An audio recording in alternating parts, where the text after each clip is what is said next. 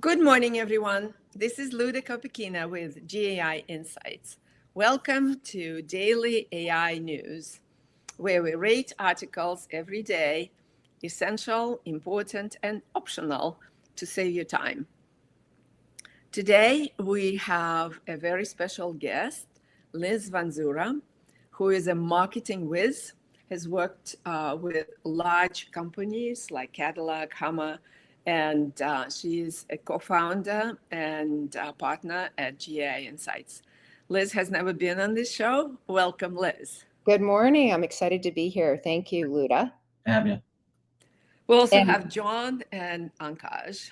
And welcome all the participants and listeners and commentators. Please comment as much as you can. That is usually very, very useful. Okay, so let's start with the first article today. Ankaj, please. Sure. Thanks, Luda. So the first one that we have for today comes from Databricks. Databricks has raised $10 billion as it marches towards an IPO. Yes, a very brief announcement, Series J, apparently going to IPO. What do you think about this, John? Yeah, I thought this was optional reading. Fantastic news for Databricks, biggest VC raise ever. I actually have a friend over at Thrive Capital, and the son of a different friend, just joined Databricks, got options, and is a very happy camper right now.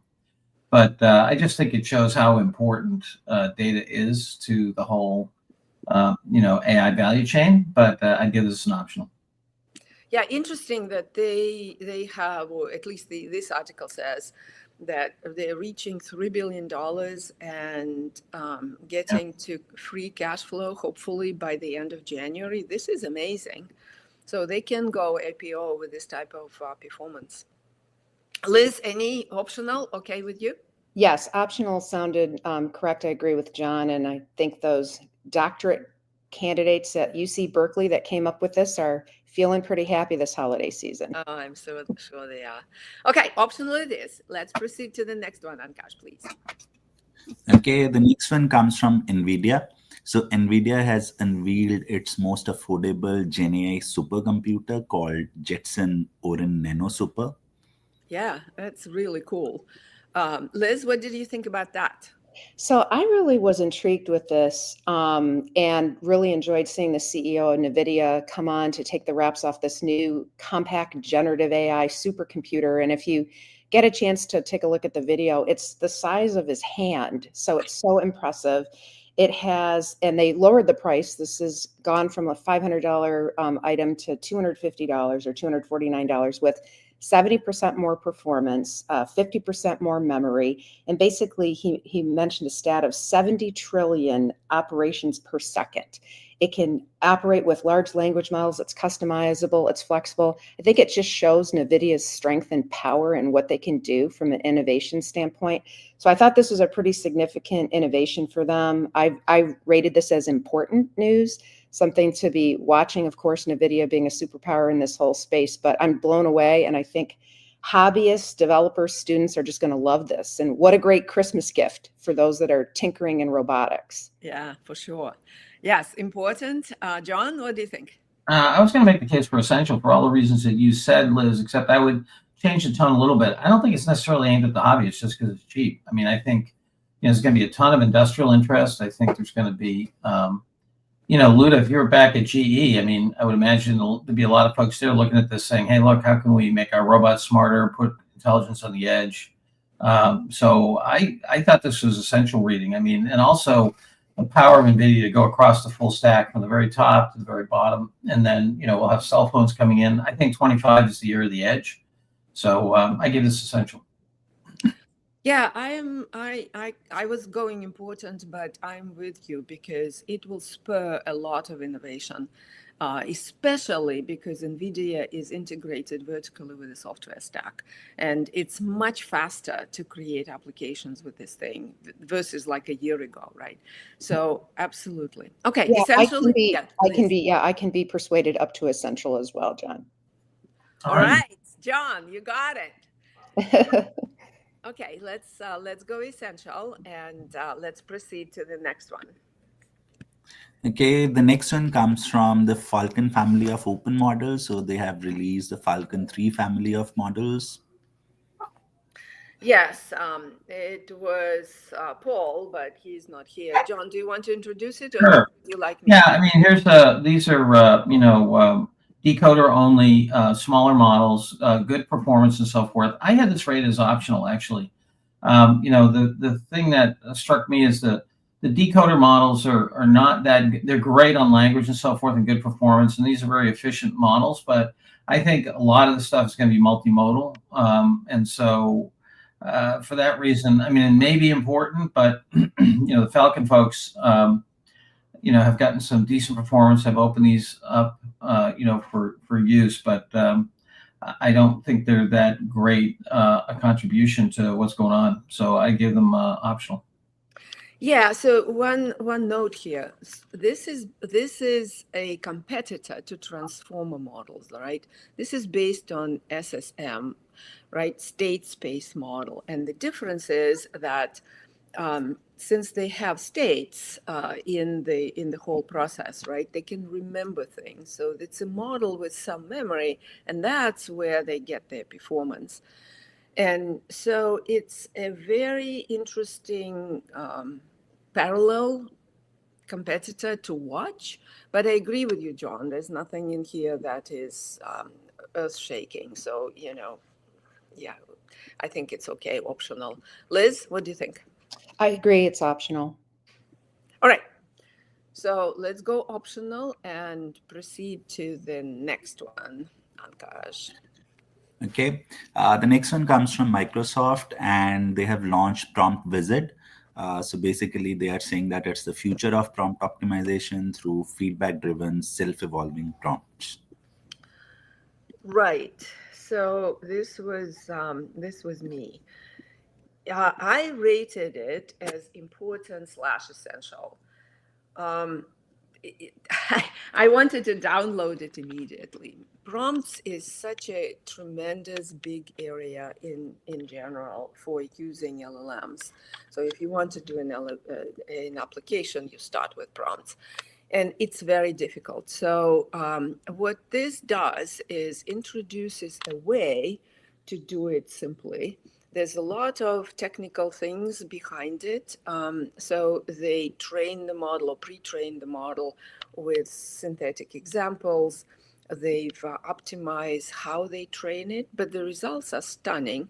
So Ankash, if you could go down to the results. So right here. So they rated it against competition for accuracy and I think flexibility. And accuracy, as you can see, the top line is the wizard, and then the rest of the competition is down. And then on the efficiency, right? They look at the number of tokens. If you go down, Ankash, another level down here. See, no, up, a little up, a little up, a little up. Yeah, that little table. All right. So in the number of tokens and in efficiency, see the line is bottom line, and it's amazing. So this pushes the whole prompt engineering way forward and gives us the ease of application. So I thought it's important/essential. What do you guys think? John, Liz? I viewed it also as important/essential. I think prompting is everything when you're using these models, and what you put in is what you get out. And the better you get at it, the better your output is. I would love to use a prompt wizard. And I think, everyone's using hacks now, asking the models, help me develop the best prompt for this particular use case. It does help. So if they've come up with a way to make this even better, I would be all over that. I think it's an important piece of news. Yeah, I was going to vote for essential. For a couple of reasons. Microsoft Plus. You can download the source code now. It's available, and this whole notion of prompting is important. I heard from one of the enterprise AI leaders at Microsoft at a VentureBeat event about 8 months ago in San Francisco, and she was saying that the prompting was the biggest barrier to adoption, that people get intimidated by prompting. And I think, Colaberry's saying here, prompt automation is really important to get to the ads economy and ad systems. I agree with that. What's interesting from an architectural standpoint is almost like they're running a little LLM, sequence within an LLM. Yeah, and so to me, this is really under the rubric of chain of thought reasoning and even multimodal use. But yeah, I'd give it essential. Yeah, they certainly invoke the chain of thought reasoning to evaluate the results of the prompt. So yeah, I can back essential for sure. Yeah, thanks Ram for Colbury is Ram Katamaranja, if I'm pronouncing it right. Yeah, so thanks Ram for your comments. All right, let's do it. Liz, okay, essential? Oh yes, for sure. Okay, let's do essential and let's proceed. Okay, the next one is a use case where Holiday Extras is using ChatGPT Enterprise across their teams, boosting productivity by 500 hours on a weekly basis. Oh, yeah. Interesting case. Liz, what did you think about this? So I really enjoyed reading about this case because these days, a lot of companies are asking, how do we adopt this and what are the productivity gains that we can expect if we brought ChatGPT Enterprise to all of our employees? And this is a real great use case because Holiday Extras, they're a 40-year-old travel company. They're a European leader. And what they did is they offered ChatGPT Enterprise to all their employees to help measure the AI's impact on the workforce. And they were really trying to make a cultural change and invoke creativity, innovation within their employees. And what you get from this article is a lot of great stats, which we're all looking for. How did it do? So once they released it, their adoption, they had about 95% of their employees saying that they used it weekly. 92% of their employees said they saved 2 hours per week. They measured that they got 75% greater improvement in engineering productivity. They saved 500 hours per week across the company for a 500,000 annual savings. So they were very, very good about giving us the metrics we're all looking for when we adopt these things to see what did it do. They had a happier culture, so they had a lot of improved pride with their employees. So I looked at, and also 30% now of their customer service inquiries are handled by an AI robot. So it looks like they are really adopting the innovation. Their company is accepting it. They are making strides with it. So this was a good case study if you are looking for metrics and considering adopting something like this for your own company. I viewed this as important, it's optional / important for those that are looking for case study stats. It's great. I don't think it's essential reading, but I think it's great at metrics. And I think a lot of companies could use this as an example for their own consideration. Yeah, I thought it was well-documented case, how they compiled the metrics and summarized it, what Ankash is showing on the screen. John, what do you think? Important? Okay. Yeah, I'm fine with important. I think one kind of funky thing here is that 500 hours a week, 500K in annual savings. That means they're paying people $20 an hour. But I think they pay them a little more, but whatever. So, and it doesn't seem like a net number there. They're just going against the labor. Yes, I'm good with important. I think it's a wake-up call for anybody. Here we've got, a company that in our wins framework would be between in the crucible and holding a lever. And, they're driving differential productivity. As you said, Liz, about a third of the things are now a third of the requests are now automated. Anybody who's in this business who doesn't think they have to get at, this issue of labor productivity, I think is going to be the losing end of a bad trade. So yes, important. Okay. All right. Let's mark it as important and proceed, Ankash, please. Okay, the next one again is a use case from LangChain, and it talks about how Ethna Intelligence has optimized research reports with LangSmith, LangChain, and LangGraph. Yeah. a pretty detailed article of how to use these tools for a particular application. John, what did you think?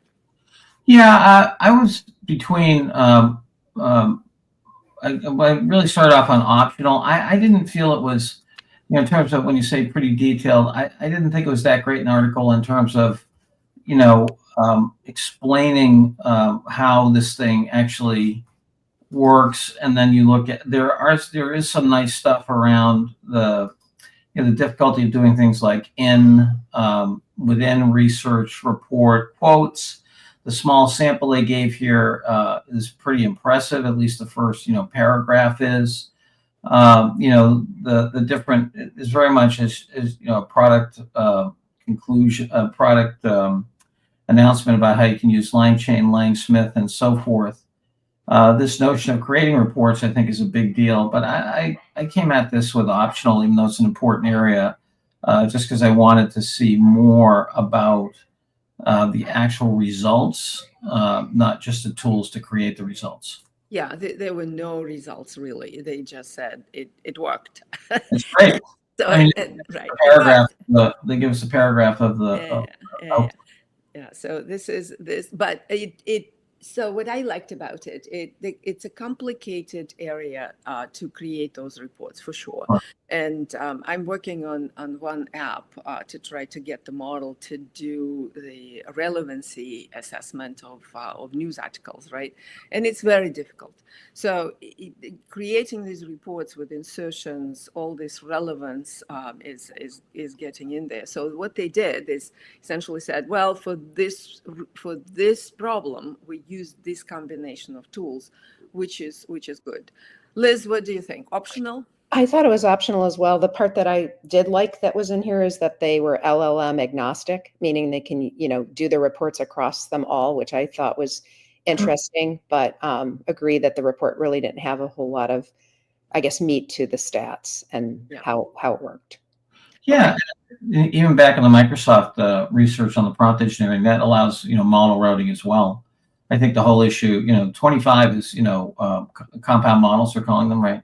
Basically, it's a semantic operating system that's going to put things where it belongs at the best price. Optional. It was slightly promotional, not slightly, quite a bit promotional. So it's okay. Optional it is. All right, let's go next one, please, Ankaj.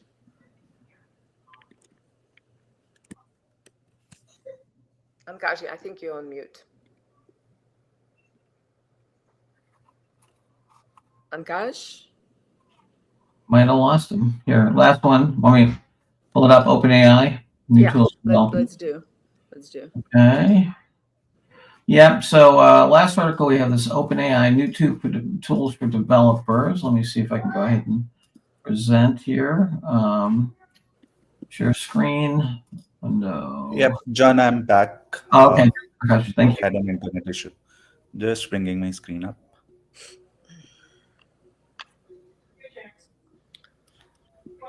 John, but we can go ahead and introduce it. Okay. Well, go ahead, Ankaj. You're back, right? Yes, John. So the last one that we have for today comes from OpenAI. So OpenAI has launched a variety of tools for developers, especially around the API improvements and fine-tuning. Yeah, but when they start with 01 and API 201 in many ways. So, John, do you want to introduce it with polls? Yeah, sure. We got a lot going on here in terms of better support for function calling. We've got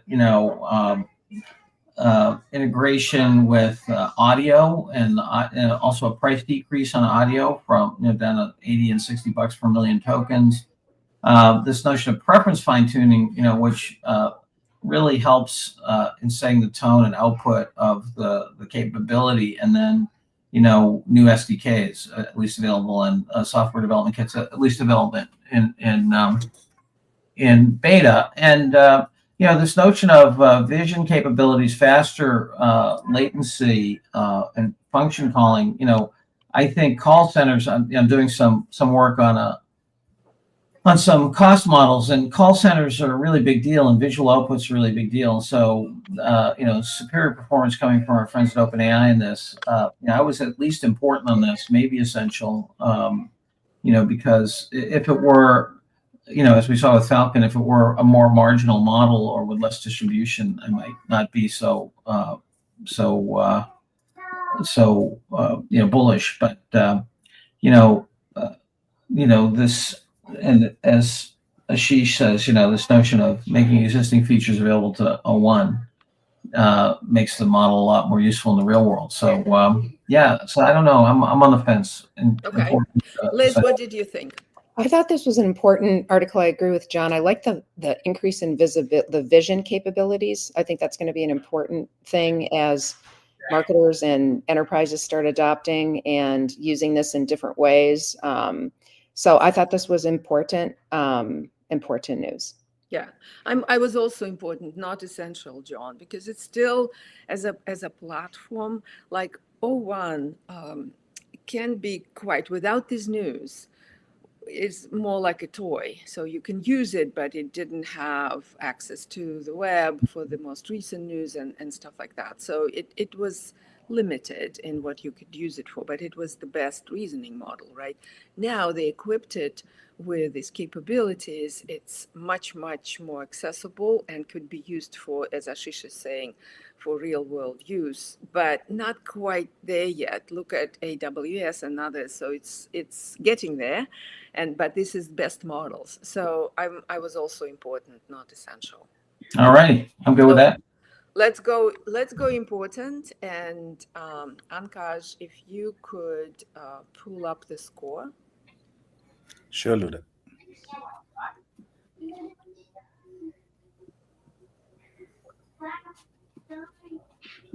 All right.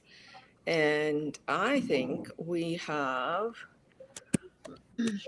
2 essentials, 2 importance, and 3 optionals. Yep.